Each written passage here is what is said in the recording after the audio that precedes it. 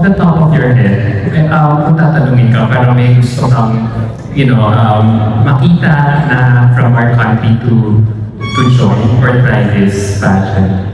Ang dami, kasi parang ang hirap mag-name ng iilan. Kasi sobrang dami ng pwede na maging winner. Winner ka agad, di ba? Hindi lang candidate ng MGI All-Stars na matitik nila lahat ng list ni Papa Nawat para maging winner ng MGI All-Stars. So, kailangan ba ng names?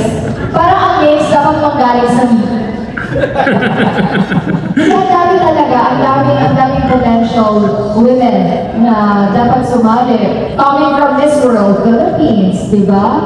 Sir ALP, sino ba gusto mong isali? If ever nakasasali ka ng tatlo. Sige, tatlo muna, ALP. Sino isasali mo po?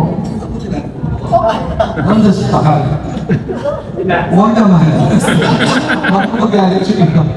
Pero marami ha. Philippines has a lot of potentials. And then a lot of also queens na let's give them a chance. Like Subikan. Coming from Miss World Philippines. MMD. Who are the most qualified to join. Top 3 on your mind, right?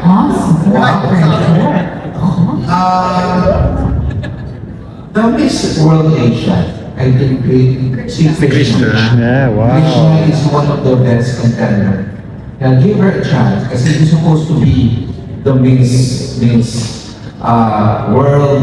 Kaya lang, she's Miss World, sayang. Konti na lang eh. Konting-konti. Siguro one step forward siya na her.